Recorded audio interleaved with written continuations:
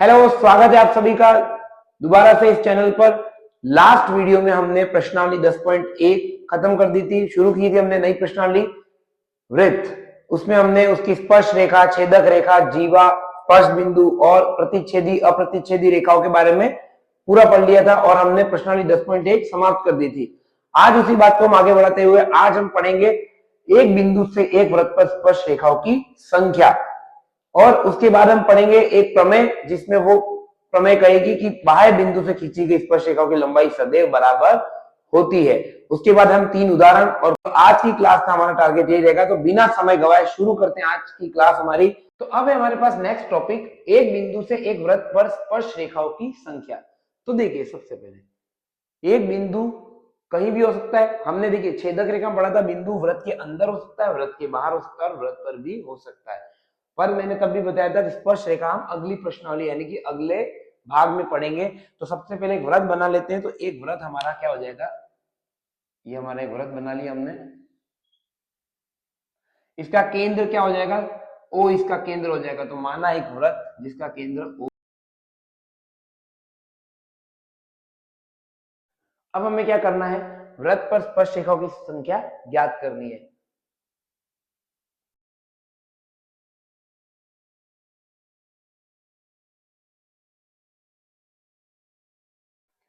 तब किसी बिंदु P से वृत्त पर स्पर्श रेखाओं की संख्या ज्ञात करनी है। बिंदु P कहां हो सकता है, तो देखिए एक तो हो सकता है बिंदु P क्या हो, वृत्त के अंदर हो सकता है बिंदु P वृत्त के ऊपर ही हो, और क्या है बिंदु P वृत्त के बाहर हो।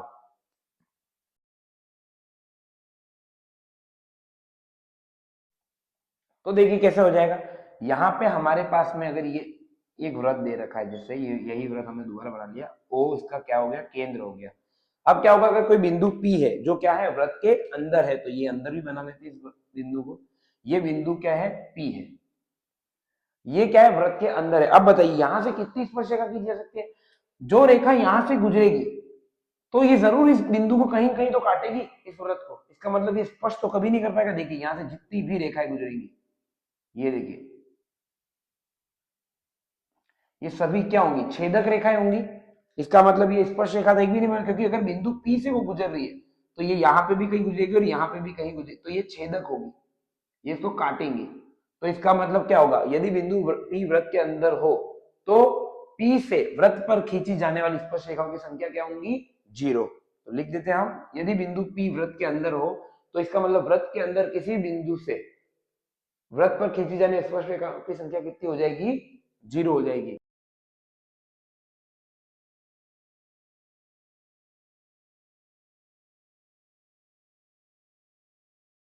कितनी हो जाएंगी, ये 0 हो जाएगी। देख सकते हैं आप, अगर मान लीजिए यहां से स्पर्श रेखा बन दी गई, मान ली तो यहाँ टच करना चाहिए, यहाँ पे ये टच करेगा, लेकिन ये एक जगह काटेगा ही, और इसी रेखा को मैं वहां से आगे बढ़ाऊंगा तो वो दूसरी जगह भी काटेगा। और एक स्पर्श रेखा कभी वृत्त को 2 बिंदुओं पे नहीं काट सकती। तो इसका मतलब क्या हो गई, बिंदु P से वृत्त पर खींची जाने वाली स्पर्श रेखाओं की संख्या कितनी हो जाएगी, 0, यदि बिंदु P कहां हो, वृत्त के अंदर हो। अगला क्या हो जाएगा, यदि बिंदु P वृत्त पर हो, तो लिख देंगे हम, यदि बिंदु P वृत्त पर स्थित हो।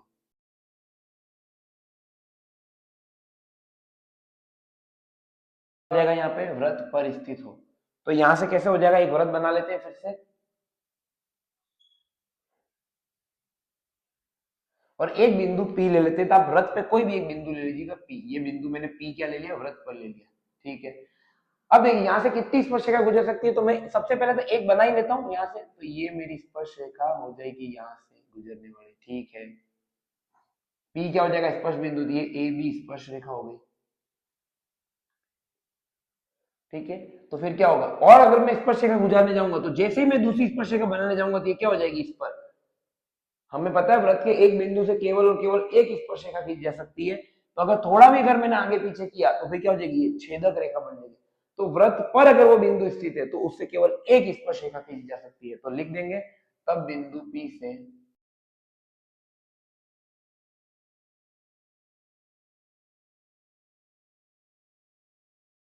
हो जाएगी एक।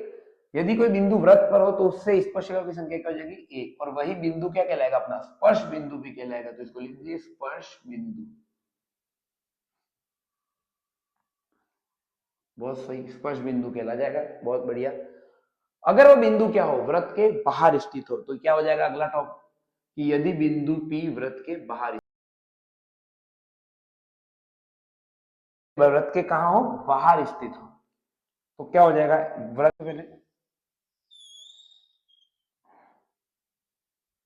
ये O केंद्र, बाहर एक बिंदु P। अब क्या करेंगे, एक स्पर्श रेखा बना लेंगे। तो ये स्पर्श रेखा यहाँ पे ये बन चुकी है। कहां पे काट रही है ये, ए बिंदु पे। ठीक है, बहुत बढ़िया। और एक और बना सकते हैं, बिल्कुल बना सकते हैं। देखिए यहाँ पे एक और स्पर्श रेखा बनाई जा सकती है, ये वाली, बिल्कुल। और वैसे भी आप देख पाएंगे, अगर ये जैसे मेरे पास दो मार्कर है, दो स्पर्श रेखा मान लीजिए, उसके बीच में मैं एक वृत्त फंसा सकता हूँ ना, एक वृत्त फंसा सकता हूँ गोल गोल करके। ये एक ऐसा वृत्त दोनों, तो ये क्या है, ये भी इस वृत्त को टच करेगा और ये भी टच करेगा, तो ये क्या हो जाएंगी, दोनों स्पर्श रेखाएं हो जाएंगी यहाँ पे। तो यहाँ पे इसको मिटा देते हैं यहाँ तक, बस। तो यहाँ पे बिल्कुल ये स्पर्श रेखा हो गई, और ए और बी क्या हो जाएंगे, स्पर्श बिंदु। तो बस इससे ज्यादा आप नहीं खींच सकते। तो बिंदु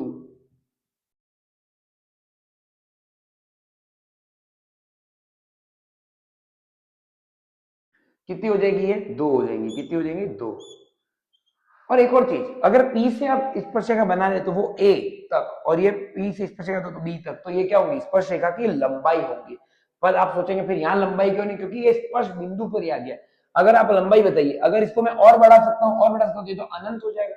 यहाँ लंबाई निकालना संभव नहीं है, क्योंकि जिस बिंदु से आप स्पर्श रेखा खींच रहे हैं वही वृत्त पर भी स्थित है, तो इसकी स्पर्श रेखा की लंबाई आप निकाल ही सकते हो। और यहाँ तो स्पर्श रेखा ही नहीं है, तो यहाँ पे क्या हो जाएगा, तो स्पर्श रेखा की लंबाई क्या हो जाएगी यहाँ पे, PA और PB। तो स्पर्श रेखा की लंबाई, कभी आपको बोले कि स्पर्श रेखा की लंबाई ये है, तो इसका मतलब क्या होता है, जो बिंदु है जहां से स्पर्श रेखा की, वो वृत्त के क्या है, बाहर स्थित है। बाकी किसी भी केस में स्पर्श रेखा की लंबाई निकल ही नहीं सकती। लिख लीजिए, ये टॉपिक आपका खत्म होता है। अब आता है हमारा नेक्स्ट टॉपिक। तो हमने जो पढ़ा है उसकी समरी देख लेते हैं। तो वृत्त के अंदर अगर कोई बिंदु स्थित है, तो उससे वृत्त पर खींची गई स्पर्श रेखाओं की संख्या कितनी होगी, 0 होगी, क्योंकि अंदर स्थित था बिंदु, तब कितनी आई थी, 0। यदि वो बिंदु वृत्त पर हो तो स्पर्श रेखाओं की संख्या क्या होगी, तो यहाँ पे वृत्त पर, यहाँ वृत्त के अंदर, और ये वृत्त के बाहर। तो वृत्त के अंदर था तब 0, वृत्त के ऊपर था तो 1, और वृत्त के बाहर था तो 2। अब इनमें तो हमें लंबाई नहीं मिलेगी, पर यहाँ लंबाइयां भी मिलेंगी। और अगली थ्योरम में हम सिद्ध करेंगे कि ये जो दो लंबाइयां हैं, P और PB जो आई थी, वो दोनों बराबर हो। हमारा स्पर्श रेखा की लंबाई, तो देखिए स्पर्श रेखा की लंबाई होती क्या है। जैसे मान लीजिए मेरे पास ये एक वृत्त है और इसका केंद्र क्या है, O है। मैं बाहर एक बिंदु P लेता हूं और वहां से क्या खींचता हूं, यहाँ पे स्पर्श रेखा खींचता हूं। तो ये जो स्पर्श बिंदु है मेरा वृत्त का, या ये स्पर्श बिंदु, ये मान लीजिए A, तो बाह्य बिंदु से वृत्त पर खींची गई स्पर्श रेखा पे स्पर्श बिंदु तक का जो भाग होता है, वो क्या कहलाता है, इसकी लंबाई कहलाता है। तो ये क्या हो जाएगी, P, ये क्या हो जाएगी, यहाँ पे लंबाई हो जाएगी। तो स्पर्श रेखा की लंबाई यहाँ पे क्या हो जाएगी,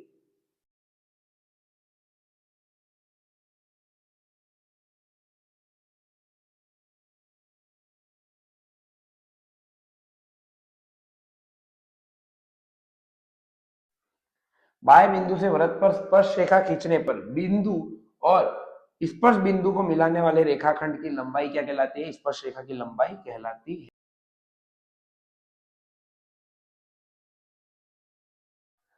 अब हम पढ़ते हैं स्पर्श रेखा। जैसे मान लीजिए यहाँ पे अगर एक और स्पर्श रेखा जैसे यहाँ से खींची जा सकती है बाहर से, तो क्या कहलाती है, स्पर्श रेखा ये भी होगी, तो इसको खींच ही देते ढंग से। तो ये क्या होगा हमारा PB, तो यहाँ पे भी क्या हो जाएगा, ये P और B, ये दोनों लंबाई होगी।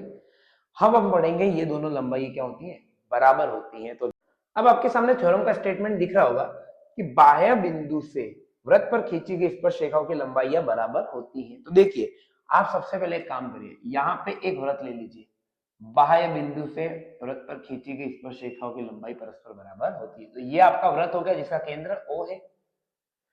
फिर आपने बाहर एक बिंदु ले लिया P, आपने बिंदु ले लिया P, बाहर एक बिंदु। अब यहां से आपने क्या किया, वृत्त पर स्पर्श रेखा खींची, और जब स्पर्श रेखा खींचेंगे तो आपको दो चीजें और मिलेंगी। एक तो मिलेगा स्पर्श बिंदु, तो ये हो गया A बिंदु, और एक ये हो गया आपका, एक काम करिए इसको A मान लीजिए थोड़ी देर, कोई दिक्कत नहीं, और इसको B मान लीजिए, ठीक है। तो बस यहाँ पे क्या, अब आपको क्या सिद्ध करना है, PA बराबर PB सिद्ध करना है तो देखिए जल्दी से करते हैं हम इसको। और इसकी त्रिज्या कितनी है, r है।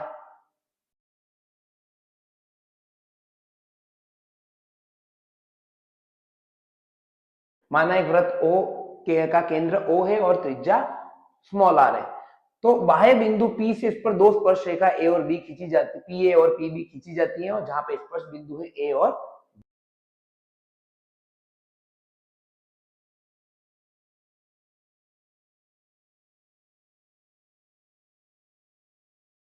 क्रमशः स्पर्श बिंदु है। अब देखिए क्या होगा, सिद्ध क्या करना है कि इन दोनों की लंबाई बराबर है। तो क्या लिखेंगे, सिद्ध करना है PA बराबर PB। तो मेरा अल्टीमेट टारगेट है PA बराबर PB सिद्ध करना।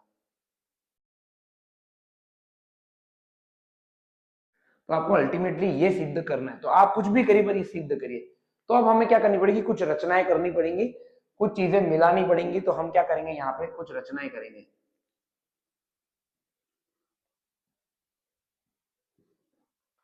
तो देखिए ये क्या क्या करेंगे आप, यहाँ पे ये वृत्त का केंद्र O है, ठीक है। ये बाह्य बिंदु है हमारा, क्या है, P है, बाहर बिंदु। यहां से हमने क्या करी, स्पर्श रेखा खींची है दोनों। तो यहाँ पे स्पर्श रेखा यहाँ पे खींच देंगे हम इसी चित्र में वापस से। बस ये हो गया P हमारा, ये हो गया A हमारा, और ये हो गया हमारा B। अब आपको क्या करना है, देखिए A को O को आपको मिलाना है A से, ये मिला दिया, और आपको इसको भी मिलाना है B से, ठीक है। और आपको P और O को भी मिला देना है। तो O को किससे मिलाना है, बिंदु O को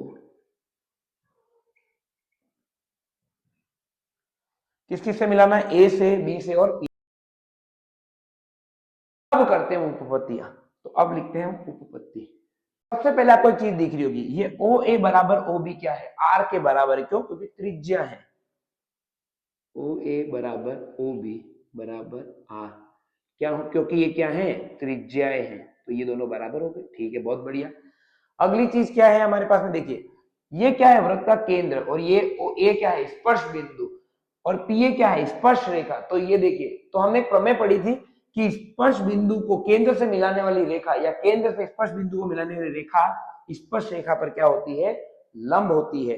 अतः क्या होगा, लिख देते इस थ्योरम को।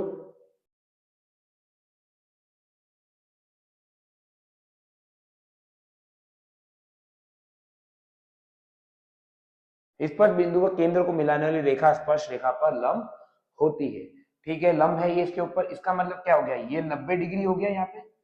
जब ये क्या हो जाएगा, यहाँ पे ये 90 डिग्री हो जाएगा, लंब है तो क्या हो जाएगा, यहाँ से हम लिख देंगे, यहाँ पे हो जाएगा ये हमारा OA किस पे लंब हो जाएगा, PA पर। तो OA लंब है मेरा PA पर, और दूसरा OB लंब है मेरा PB पर।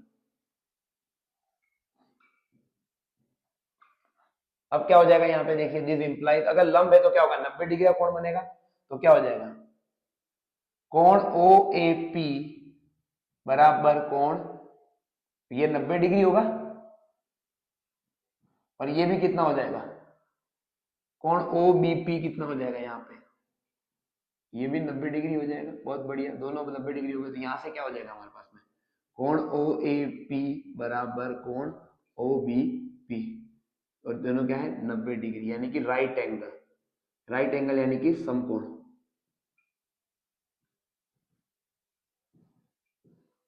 समकोण, समकोण होंगी, समकोण लिख दीजिए, यस समकोण।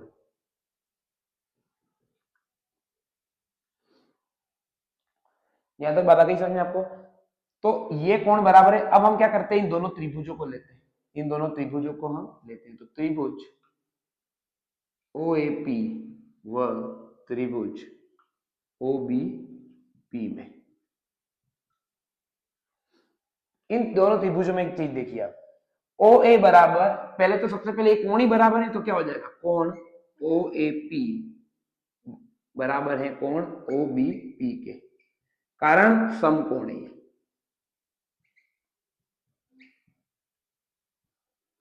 फिर आप अगर आप देखिए थे OP बराबर OP है, बिल्कुल है, OP बराबर OP, क्यों, क्योंकि दोनों में आ रहा है, इस त्रिभुज में भी आ रहा है और इस त्रिभुज में भी आ रहा है। इस त्रिभुज को यहाँ वापस बना लेता हूं मैं, ये कुछ ऐसा बना है त्रिभुज, यहाँ पे क्या हो गया, ये P, ए, यहाँ पे ये बी और यहाँ पे ये ए, तो ये 90 है, ये भी 90। तो देखिए ओपी दोनों में आ रहा है, तो क्या होगा ओपी बराबर ओपी क्या है, उभयनिष्ठ है, और उभयनिष्ठ कर्ण है ये। क्यों? क्योंकि ये अगर आधार और लंब है तो ये क्या हो जाएगा हमारा कर्ण हो जाएगा, क्योंकि 90 डिग्री के सामने वाली भुजा क्या होती है, कर्ण होती है। इसके सामने वाली भुजा क्या हो जाएगी, ओपी, तो ये क्या होगा उभयनिष्ठ कर्ण। एक और भुजा बराबर है इनके, ओ ए बराबर है मेरा ओ बी के। क्यों? क्योंकि त्रिज्या है, त्रिज्या। यदि किन्हीं दो त्रिभुजों में एक भुजा एक समकोण और कर्ण बराबर हो जाए तो वो क्या होंगे, सर्वांग सम होंगे। तो देखिए ये समकोण आर, ये उभयनिष्ठ कर्ण एच, और ये त्रिज्या यानी कि एस भुजा। तो आरएचएस नियम से, आरएचएस नियम से ये क्या हो जाएगा, ये दोनों त्रिभुज सर्वांग सम हो जाएंगे। तो त्रिभुज ओ ए पी सर्वांग सम हो जाएगा हमारा त्रिभुज ओ बी पी के। और अगर ये सर्वांग सम हो जाते हैं तो अब हम क्या होंगे, इनके संगत भाग बराबर होंगे। अतः सर्वांग सीपीसीटी, इसको क्या लिखते हैं, संगत भाग समान होते हैं, इसको corresponding part of congruent triangle बराबर होंगे। तो क्या होंगे, बाय सीपीसीटी से। तो क्या लिखेंगे अब, सीपीसीटी से क्या बराबर हो जाएंगे। तो देखिए ये दोनों बराबर थे, ये खुद ही बराबर था, तो पीए बराबर भी क्या हो जाएगा, पीबी हो जाएगा। तो पीए बराबर पीबी हो जाएगा सीपी, क्योंकि दोनों त्रिभुज सर्वांग सम है। आपने पतंग बनाई होगी तो आप उसको बीच में से मुड़ाएंगे, तो ये दोनों बराबर ही तो है। इसको इसके ऊपर रख दीजिए या इसको इसके ऊपर रख दीजिए, कोई फर्क नहीं पड़ेगा। तो पीए बराबर पीबी, यानी कि बाह्य बिंदु से वृत्त पर खींची गई स्पर्श रेखाओं की लंबाइयां समान होती है। क्या हो जाएगा, सीपीसीटी से पीए बराबर पीबी, और यही हमें क्या करना था, सिद्ध करना था। तो बाह्य बिंदु से वृत्त पर खींची गई स्पर्श रेखाओं की लंबाइयां परस्पर बराबर होती है, और ये हमारा क्या हो गया, सिद्ध हो गया, हेंस प्रूफ।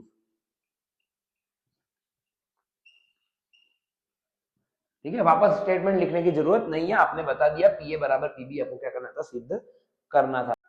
अब इस थ्योरम से हम कुछ और चीजें देख पाएंगे, कुछ और डिडक्शन देखते हैं इस थ्योरम से हम और क्या क्या चीज देख सकते हैं।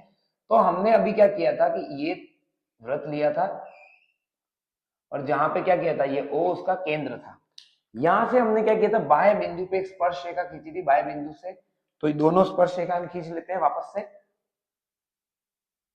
ये आपको रेड कलर से दिख रही होगी स्पर्श रेखा ए, और यहाँ पे ये, सॉरी इसको ए ले लेते हैं, कोई फर्क नहीं पड़ता आप किसको ए लेते किसको बी लेते, नाम है, नाम में क्या ही रखा है, लेकिन फिर भी लिख लेते हैं। अब देखिए हमने यहाँ पे, अगर अवसद में हो तो आपको ये सब लिखने की जरूरत नहीं है। अब देखिए इसको आपने मिलाया यहाँ पे, ये 90 डिग्री, इसको आपने यहाँ से मिलाया, कितना हो जाएगा, यहाँ पे ये भी 90 डिग्री, यहाँ पे भी, और फिर क्या होगा, आपने इनको भी मिलाया, तो इनको भी आप एक बार मिला दीजिए, ये भी कितना हो जाएगा। तो आप सबसे पहले एक चीज देख पाएंगे, यहां पर क्या होगा, दो चीजें देख पाएंगे आप। ओ ये जो त्रिभुज है, ये दोनों त्रिभुज क्या होंगे, सर्वांग सम होंगे। तो यहाँ पे आप डिडक्शन लिख दीजिए, निगमन, यहां से कुछ निगमन होंगे जो याद रखने वाली बात है, निगमन जो याद रखी जाएंगी यहां से। एक तो ये दोनों त्रिभुज सर्वांग सम होंगे। एक चीज याद रख पाते हैं हम कि ये जो पी ए बराबर है वो क्या होगा, पीबी, यानी कि बाह्य बिंदु से वृत्त पर खींची गई स्पर्श रेखाओं की लंबाई समान होती है। तो ये तो आपको याद रखना ही है, आप धड़ल्ले से इस्तेमाल कर सकते हैं इस चीज को, प्रश्नों में आप चाहें ऐसे इस्तेमाल कर सकते हैं। दूसरी चीज आप एक और देख पाएंगे, सीपीसीटी था तो ये दोनों त्रिभुज सर्वांग सम थे, ये दोनों त्रिभुज अगर सर्वांग सम है तो उनके संगत भाग भी क्या होंगे, बराबर होंगे। अगर आप देख पाए तो ये कोण होगा एपीबी, ये कोण एपीबी क्या है, कोण एपीबी, ये है दोनों स्पर्श रेखाओं के मध्य झुकाव। अगर थोड़ी देर के लिए आप ये डॉट लाइन, तो ये स्पर्श रेखा पी ए और ये पीबी, इन दोनों के बीच का कोण ही तो है ये, तो ये क्या होगा, स्पर्श रेखाओं के मध्य कोण। कोण को आप झुकाव भी बोल सकते हैं, पी और पीबी का परस्पर झुकाव, ये उसी के बराबर है, तो पी ए और पीबी का परस्पर झुकाव। यहां तक बात आ गई समझ में। एक और चीज आप देख पाएंगे कि ये जो कोण, ये ओपी रेखा है, ये ओबी और ओए तो बराबर ही, दोनों त्रिज्या ही आर आर, कोई दिक्कत नहीं। ये जो ओपी है हमारा, इसको बराबर ध्यान से देखिए। तो यहां से अगर आप देखेंगे ओपी को, तो आप एक चीज और देख पाएंगे, क्या देख पाएंगे आप यहां से कि ये जो कोण है, इसके बराबर होगा। क्यों बराबर होगा ये कोण? क्योंकि ये दोनों त्रिभुज क्या है, सर्वांग सम है। ये इसके बराबर है, ये खुद के बराबर है, ये दोनों बराबर है, तो तीनों भुजाएं बराबर है, तो त्रिभुज में क्या होते हैं, तीनों कोण भी समान होते हैं। ये कोण इसके बराबर है, ये कोण इसके बराबर होगा और ये वाला कोण इसके बराबर होगा, तो ये क्या होगा, कोण अर्धक होगा। इस कोण की जितनी माप होगी उतनी इस कोण की भी माप होगी। इसका मतलब इस कोण को ये रेखा आधा में बांटती है, तो कोण अर्धक है। इसका मतलब ये कोण OPB, तो इसका मतलब क्या हो जाएगा, कोण OPB बराबर कोण OPA, ये दोनों बराबर होंगे। बहुत बढ़िया, ये दोनों कोण तो बराबर है, ये आप इस्तेमाल कर सकते हैं, इसको आप धड़ल्ले से इस्तेमाल कर सकते हैं। ये चीज भी आप इस्तेमाल करिएगा, पर इसको सिद्ध करके इस्तेमाल करेंगे तो ज्यादा अच्छा रहेगा। तो ये दोनों भी कोण क्या होते हैं, बराबर ही होंगे। तो यहाँ पे क्या होगा, OP इस कोण का भी क्या होगा, अर्धक होगा। तो OP क्या होगा, OA और OB के मध्य ये जो कोण है इसका अर्धक होगा। तो क्या लिखेंगे इसको, AOB का भी क्या होगा, OP अर्धक होगा। तो OP, और कारण क्या है इसका, कारण ये है कि सर्वांग सम है। कौन सा त्रिभुज, OAP त्रिभुज जो है मेरा वो सर्वांग सम है किसके, OBP के। कारण ऐसा भी क्यों, क्योंकि ये RHS नियम से पिछली चरण में सिद्ध किया। OP कोण OAB का अर्धक है, AOB का अर्धक है।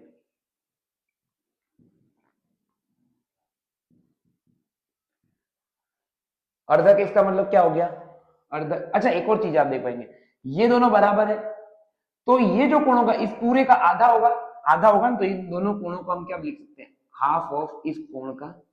ऐसा क्यों लिख पाएंगे हम, क्योंकि इन दोनों को जोड़ने पर ये पूरा मिलेगा और ये दोनों बराबर है, इसका मतलब ये आधा है और ये भी आधा है इस पूरे का, तो बस कोण अर्धक है। इसका मतलब क्या हो जाएगा हमारे पास में, कोण AOP बराबर कोण BOP, और ये किसके बराबर है, आधा कोण AOB के। बस यही तो मजेदार बात है यहाँ पे। तो ये दोनों बराबर कोण, तो यहाँ पे ये दोनों कोण भी बराबर हो जाएंगे। ये डबल इसलिए लगाएगा कि ये दोनों बराबर है, ये दोनों बराबर है, ये कोण इसके बराबर है, ये भुजा इसके बराबर है, तो इसको यहाँ स्लैश लगा दीजिए, इस पर डबल स्लैश, और ये खुद बराबर है। बिल्कुल दो सर्वांग सम त्रिभुजों के मध्य में यहाँ पे आ चुके हैं। अब एक और चीज देखते हैं, 9वीं कक्षा के थ्योरम्स को यहाँ पे जो यहाँ इस्तेमाल होंगे मैं आपको लिख के बता देता हूँ। ये होगा एक वृत्त जिसका केंद्र क्या है, O है, और मैंने क्या की, एक जीवा खींची है यहाँ पे, तो ये AB क्या हो जाएगी, मेरी एक जीवा हो जाएगी। तो A और B क्या है, जीवा है। वो टेढ़ी हो सकती है, कोई बात नहीं, फिर भी आप इसको घुमा के ऐसा बना सकते हैं। तो AB क्या है, वृत्त की जीवा है। तो वृत्त,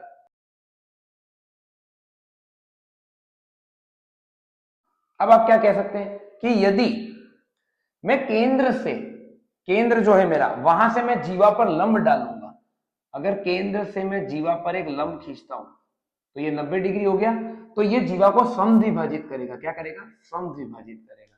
तो केंद्र से जीवा पर डाला गया लंब सदैव जीवा को समद्विभाजित करता है।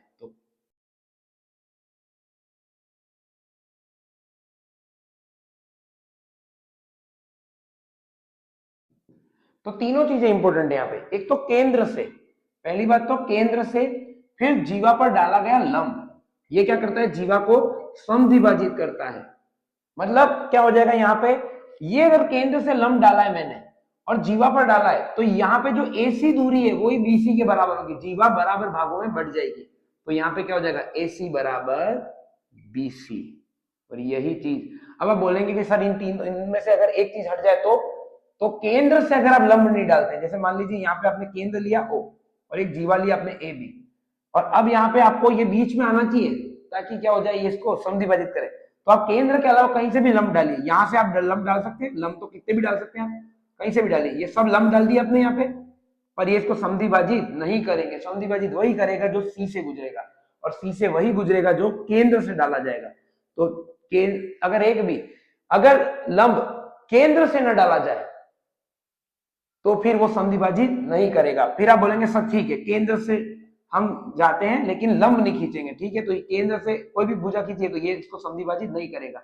ये जो दूरी होगी वो इस दूरी के बराबर नहीं होगी। तो दोनों चीजें इंपॉर्टेंट है, केंद्र से जीवा पर डाला गया लंब जीवा को समद्विभाजित करता है। और एक और चीज क्या देख पाते हैं हम कि अगर खींचा है तो ये वृत्त मैं यहाँ पे खींच लेता हूं और यहाँ पे क्या है, ओ केंद्र है, और मैं क्या करता हूं यहाँ पे जीवा खींच लेता हूं ए और बी।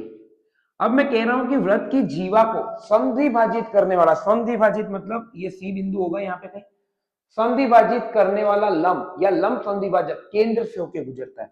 मतलब ऐसी रेखा जो इसको समद्विभाजित करती हो और लंब हो इस पर, वो केंद्र से ही होके गुजरेगी और कोई चॉइस नहीं है इसके पास गुजरने की। तो वो रेखा जो जीवा को समद्विभाजित करती है और लंब हो जीवा पर, वो क्या हो, केंद्र से गुजरेगी। तो दोनों तरफ से सही है चीज। तो वृत्त की जीवा को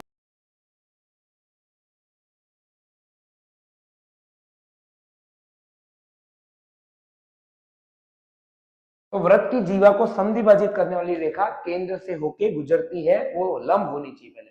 तो आप सोचेंगे सर अगर इनमें से कोई हटा दिए, तो देखिए लंब भी इंपॉर्टेंट है और समद्विभाजन करना भी इंपॉर्टेंट है। क्योंकि देखिए जीवा पर अगर आप कितने भी लंब खींचिए वो केंद्र से होकर गुजरे वो जरूरी नहीं है। तो आप बोलेंगे सर समद्विभाजित करने वाले होंगे तो जरूर गुजरेंगे, बिल्कुल गुजरेंगे, पर लंब होना चाहिए। क्योंकि देखिए ये भी इसको समद्विभाजित करता है, ये भी इसको समद्विभाजित करता है, इस जीवा को। देखिए यहाँ पे जो गुजरेगा वो जीवा को समद्विभाजित करेगा ही करेगा। तो यहां से जो दूरी होगी वो इसके बराबर ही होगी, पर जरूरी नहीं कि केंद्र से गुजरे। केंद्र से ये तभी गुजरेगी जब ये सी से जाने वाली रेखा लंब हो, और लंब होते ही इस केंद्र से गुजर जाएगी। तो में आप इसको इस्तेमाल कर सकते हैं। तो देखिए आप इस चीज को इस्तेमाल कर सकते हैं प्रश्नों में डायरेक्ट, क्योंकि कक्षा 9 का कंसेप्ट है। इसको आप इस्तेमाल करिए, इसको इस्तेमाल करिए, इसको भी आप इस्तेमाल कर सकते हैं, इसको भी आप इस्तेमाल कर सकते हैं, और इसको भी आप इस्तेमाल कर सकते हैं। ये इस्तेमाल भी कर सकते हैं, पर ये क्या है, कहीं से सिद्ध होके आया, तो आपको प्रश्नों में इसे सिद्ध करना पड़ेगा। बाकी ये सब चीजें आपके लिए क्या हो जाएंगी, बराबर हो जाएंगी। आपको सब के सब ये चीजें इस्तेमाल कर आप सकते हैं। जल्दी से लिख लीजिए। एक लास्ट कंसेप्ट जो सवालों में अधिकतर आता है वो थोड़ा समझा देते हैं, पाइथागोरस प्रमेय और वृत्त। पाइथागोरस प्रमेय होती क्या है, यदि कोई किसी त्रिभुज का एक कोण समकोण हो, तो समकोण के सामने वाली भुजा का वर्ग जो कि कर्ण कहलाती है, उसका कर्ण का वर्ग शेष दो भुजाओं के वर्गों के योग के समान होता है। तो यहां पे लिख देते हैं, यदि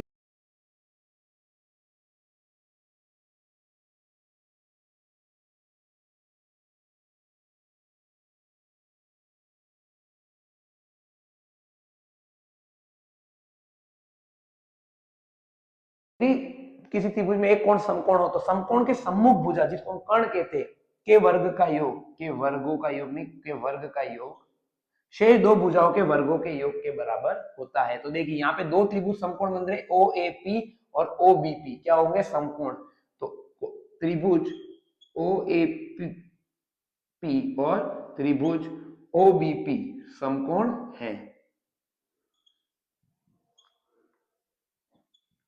तो दोनों को देखिए तो क्या हो जाएगा, देखिए समकोण के सामने वाली भुजा कौन सी है, ओपी, अतः क्या हो जाएगा, ओपी का स्क्वायर।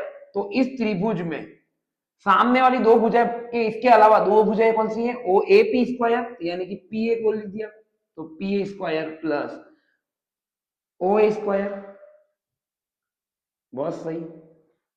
फिर एक और चीज पाएंगे हम, ओपी स्क्वायर, यहां से क्या हो जाएगा, इस दूसरे त्रिभुज में, कौन से त्रिभुज ए ओ ए पी में होगा ये और ये कौन सा हो जाएगा, त्रिभुज ओ बी पी में हो जाएगा ये तो ओपी इस त्रिभुज में बी के सामने ओपी, शेष भुजा कौन सी, पीबी और ओबी। तो यहां पे क्या हो जाएगा, पीबी का स्क्वायर प्लस ओबी का स्क्वायर, और यही क्या हो जाएगा हमारा समकोण त्रिभुज के पाइथागोरस प्रमेय को आप इस्तेमाल कर सकते हैं यहाँ पे समकोण त्रिभुज के लिए।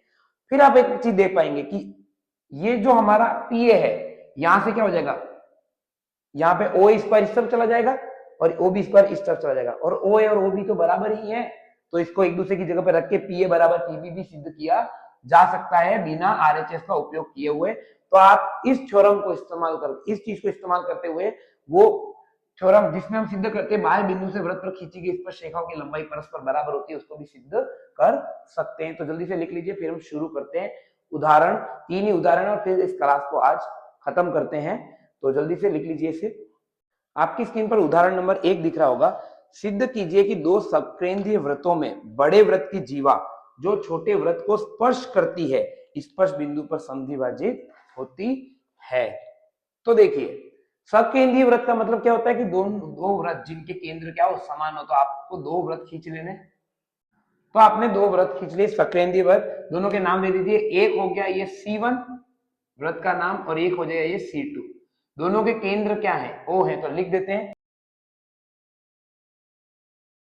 दो वृत्त है और केंद्र O है, तो ये केंद्र क्या हो जाएगा O। अब क्या होता है कि छोटे वृत्त को बड़े वृत्त की जीवा जो छोटे वृत्त को स्पर्श करती है, तो मैं एक जीवा बना लूंगा यहाँ पे बड़े वृत्त की जो छोटे वृत्त को क्या करती है, स्पर्श करती है। तो जल्दी से एक जीवा बना लेते हैं, ये अलग पेन से बना लेते हैं हम। तो ये क्या होगा, यहाँ पे बड़े वृत्त की एक जीवा, तो ये मैंने एक जीवा बना ली। क्या नाम हो गया इसका, ए और बी, और ये इस बिंदु को सी पर स्पर्श करती है। तो बड़े वृत्त की एक जीवा जो बड़े वृत्त की जीवा ए बी जो छोटे वृत्त को क्या है, सी पर स्पर्श करती है, और केंद्र ओ है। बड़ा वृत्त क्या है, C1 है, और छोटा वृत्त C2 है। सॉरी, बड़ा वृत्त C2 व छोटा वृत्त, बड़े वृत्त C2 की जीवा ए बी जो छोटे वृत्त C1 को सी पर स्पर्श करती है।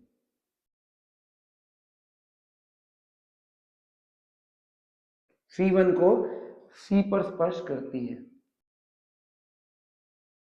सिद्ध क्या करना है, सिद्ध करना है कि ये जो जीवा है वो समद्विभाजित होती है।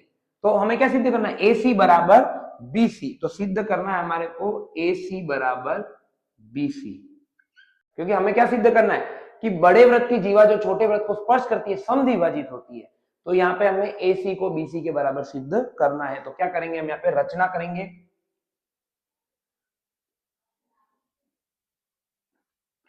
रचना एक ही काम की करनी है, इस O को C से मिला देना है और कुछ भी नहीं करना है। तो O को C से मिलाए, तो क्या करेंगे, ये वृत्त बन गया हमारा, और यहाँ पे क्या हो जाएगा, ये हमारा ये लंब हमने मिला दिया। तो यहाँ पे क्या हो जाएगा, ये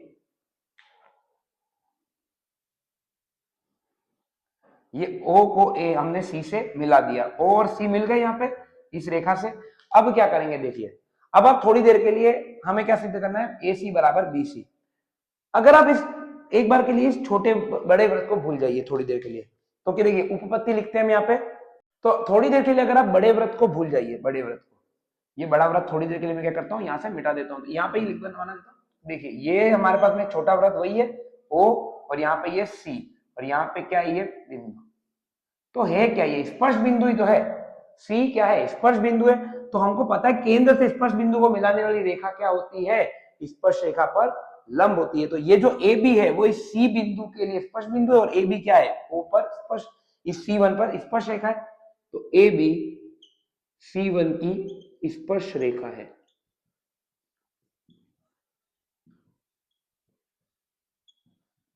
वह क्या हो जाएगा, यहां पे C क्या है, स्पर्श बिंदु है।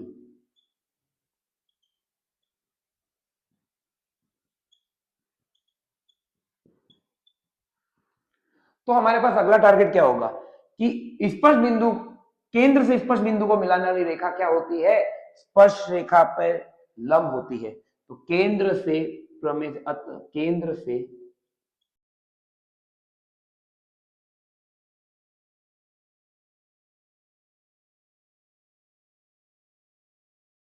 मतलब क्या हो जाएगा, ये 90 डिग्री हो जाएगा इस पर, बिल्कुल सही बात। तो ये 90 डिग्री हो जाएगा।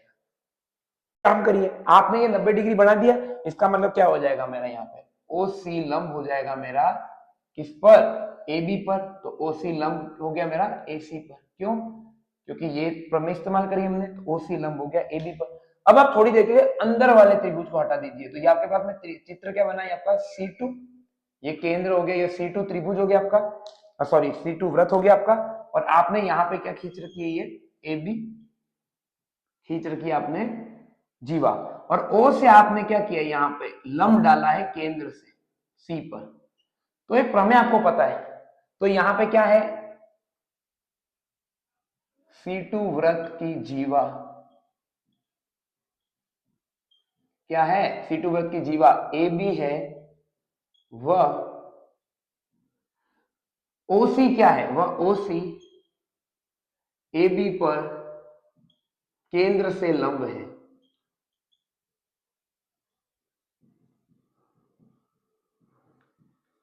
अब ये लंब आपने बनाया तो आपको एक थ्योरम अभी पता होगी, पिछली हमने बताई थी कि 9वीं कक्षा में आपने पढ़ रखी है, जिसको आप इस्तेमाल कर सकते हैं कि केंद्र से जीवा पर डाला गया लंब जीवा को समद्विभाजित करता है। तो केंद्र से जीवा पर डाला गया लंब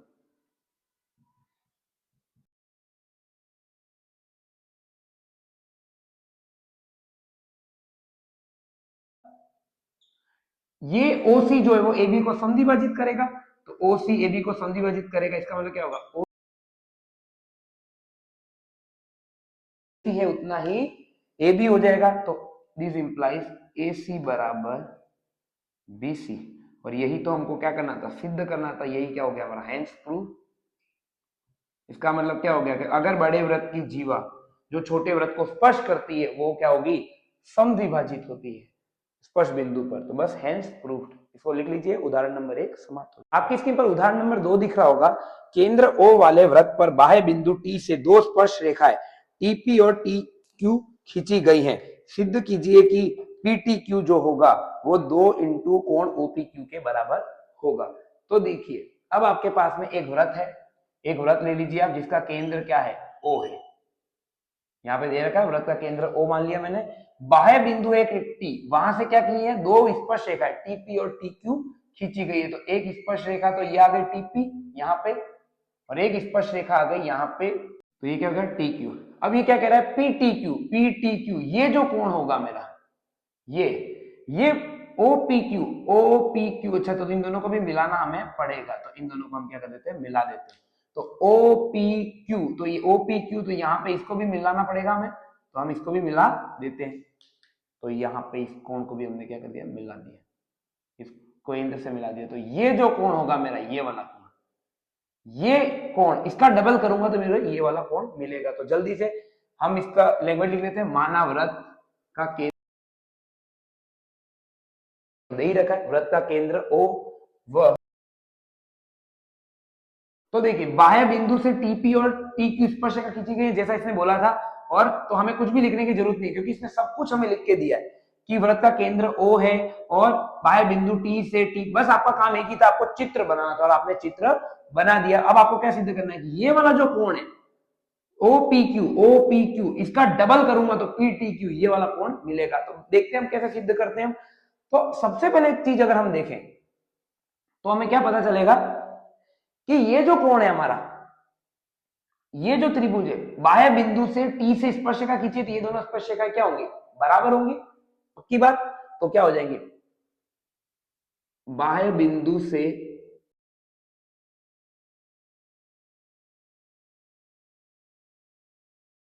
खींची गई स्पर्शरेखा लंबाई में समान होती है। इसका मतलब क्या होगा, TP बराबर TQ हो जाएगा। तो TP बराबर क्या हो गया मेरा, TQ हो गया। बहुत बढ़िया, मजा आ गया।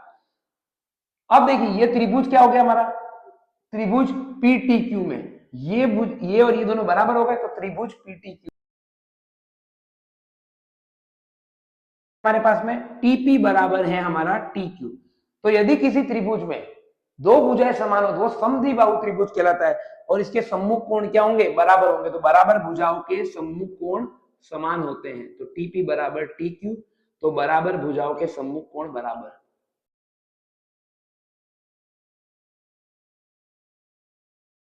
सम्मुख कोण बराबर होते हैं। तो कौन सा कोण, TPQ, इसके सामने वाला ये कोण और इसके सामने वाला ये कोण, ये दोनों बराबर होंगे। तो यहाँ पे हमारे पास में क्या हो गया, ये 3 लिख देते क्योंकि हमने ऐसा इस्तेमाल कर रखा है। तो क्या हो जाएगा, दिस इंप्लाइज कोण TPQ बराबर हो जाएगा कोण TQPK। समीकरण नंबर 1। यहां तक बात आती है समझ में, कोई दिक्कत नहीं। अगर मैं थोड़ी देर के लिए इसको मिटा दूं तो ये क्या है, P स्पर्श बिंदु है, तो OP क्या होगा मेरा, इस TP पर लंब होगा। TP वृत्त की स्पर्श रेखा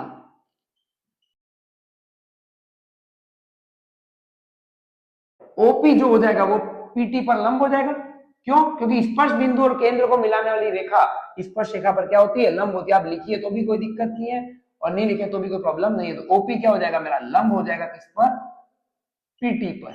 तो ये पूरा कोण कितना हो गया मेरा, 90 डिग्री। तो यहाँ पे आप इसको बना दीजिए एक बार। तो यहाँ पे क्या हो जाएगा, पी, यहाँ पे ये ऐसे यहाँ पे करते करते ये ओ, और यहाँ पे ये 90 हो जाएगा। तो ये कितना हो जाएगा 90 डिग्री, यहाँ पे टी। तो क्या हो जाएगा, कोण ओपीटी कितना हो जाएगा मेरा, 90 डिग्री हो जाएगा। तो ये तो कोण क्या हो गया हमारा, 90 डिग्री हो गया। तो ये हो गया हमारा समीकरण नंबर 2। अब दोबारा से आप इस त्रिभुज में देखिए, इस टीपीक्यू में तीनों कोणों का योग कितना होगा, 180 डिग्री होगा। तो वापस लिख दीजिए, त्रिभुज टीपीक्यू में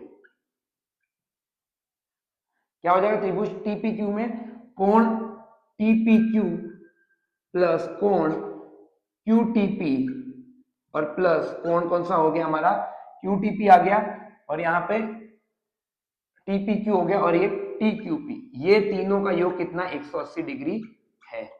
हमारे काम का कोण कौन सा, हमारे काम का कोण था ये वाला मेन। तो हमें ये कोण रखना है। इन दोनों कोणों की माप तो बराबर ही है, तो मैं क्या कर दूंगा, इस कोण की जगह ये कोण लिख सकता हूं समीकरण 1 से। समीकरण 1 से क्या आ जाएगा, समीकरण, अच्छा ठीक है, ओपीटी के भी दो टुकड़े हो सकते हैं। ओपीटी के दो टुकड़े क्या है, ओपीक्यू। तो यहाँ पे क्या हो जाएगा, दिस इंप्लाइज कोण ओपीक्यू प्लस दूसरा क्या बच गया, ये वाला कोण। तो ये दोनों मिलके 90 डिग्री है ना, तो फिर क्या हो जाएगा यहाँ पे टीपीक्यू, कोण टीपीक्यू, ये कितना हो जाएगा मेरा 90 डिग्री। ये समीकरण नंबर मेरा 3 हो जाएगा, यहाँ से कोई दिक्कत नहीं है। तो इसको आप 2 और इसको 3 मान लें। समीकरण 1 से क्या लिख दूंगा मैं, इस टी क्यूपी की जगह पे मैं ये लिख दूंगा टीपीक्यू। तो क्या हो जाएगा टीपीक्यू प्लस क्यूटीपी प्लस कोण टीपीक्यू, ये क्या हो जाएंगे 180 डिग्री के बराबर हो जाएंगे। बहुत बढ़िया, ये पीटीक्यू कर दीजिए इसको, कोई दिक्कत नहीं है, पीटीक्यू, क्योंकि उसमें भी यही दे रखा है। तो ये पीटीक्यू, पीटीक्यू ठीक है, कोई दिक्कत नहीं। तो यहां से क्या हो जाएगा, ये कोण पीटीक्यू प्लस 2 इंटू कोण टीपीक्यू किसके बराबर हो जाएगा, 180 डिग्री के बराबर हो जाएगा। बहुत सही। तो कोण टीपीक्यू कितना होगा, अब देखिए मेरे को ओपीक्यू और पीटीक्यू में, टीपीक्यू में रिलेशन चाहिए। मुझे क्या चाहिए, टीपीक्यू, और ये टीपीक्यू जो दोनों में है वो मेरे को नहीं चाहिए। मेरे को किसमें रिलेशन चाहिए, पीटीक्यू। पीटीक्यू यहाँ पर है और ओपीक्यू यहाँ पर है। तो इन दोनों से मैं क्या करूंगा, टीपीक्यू का मान निकाल दूंगा। तो समीकरण 3 से क्या हो जाएगा, देखिए यहाँ पे टीपीक्यू का मान कितना हो जाएगा, टीपीक्यू का मान आ जाएगा मेरा 90 माइनस कोण, ये समीकरण नंबर 4 ले लिए, 90 माइनस कोण ओपीक्यू। यही यहां से ये मान में समीकरण 4 में रखने पर, समीकरण 4 में कोण टीपीक्यू का मान रखने पर क्यू था, और यहाँ पे भी टीपीक्यू था, और जो हमें चाहिए थे दोनों कोण वो भी है। बस टीपीक्यू का काम तमाम करना है। टीपीक्यू को हम यहाँ से हटा देंगे, यहाँ पे मान रख के। तो क्या हो जाएगा हमारा, कोण पीटीक्यू प्लस 2 इंटू, अब ये टीपीक्यू की जगह क्या रख दूंगा मैं, ये वाला मान। तो क्या हो जाएगा 90 माइनस कोण ओपीक्यू, और ये बराबर क्या हो जाएगा मेरा 180 डिग्री। क्या हो जाएगा कोण हमारा इसी बात पे PTQ plus 2 into 90 180 degree minus 2 into OPQ बराबर क्या आ जाएगा 180 डिग्री। 180 इस तरफ है, दोनों तरफ है, कट जाएगा, और ये इस तरफ चला जाएगा, तो ये प्लस का बन जाएगा। तो क्या हो जाएगा कोण पीटीक्यू किसके बराबर हो जाएगा मेरा, 2 इंटू कोण ओपीक्यू के, और यही क्या हो गया आपका उत्तर हो गया। तो यहीं पे आप क्या लिख देंगे इसको, हेंस प्रूव्ड। तो आपने किया क्या, देखिए आपने पहले इन दोनों कोणों को बराबर करा, क्योंकि ये दोनों भुजाएं बराबर थी, ये दोनों बराबर हो गए, ठीक है। इन तीनों का योग 180 है, चलो इसको एक जगह रख दिया, और फिर ये कोण चाहिए था, ये क्या हो गया, इस कोण इसके बराबर कर दिया हमने, तो फिर यहाँ पे कर दिया पीटीक्यू प्लस 2 टीपीक्यू, और ये 180 के बराबर, ठीक है। इस त्रिभुज से हमें जो मिलना था वो मिल गया। ये लंबवत है, तो इसका और इसका योग कितना है 90, तो इसका और इसका योग 90 भी कर दिया। हमने देखा कि जो टीपीक्यू वो दोनों जगह अटका हुआ है, क्योंकि हमारे को एपीक्यू और पीटीक्यू दोनों चाहिए था। तो इस टीपीक्यू को हटाने के लिए हमने क्या किया, यहाँ से टीपीक्यू का मान रख दिए यहाँ पे और टी पी क्यू की जगह पे जैसे ही रखा तो ये हमारे को जो चाहिए था वो हमें मिल गया। लिख दीजिए उदाहरण नंबर 2 समाप्त।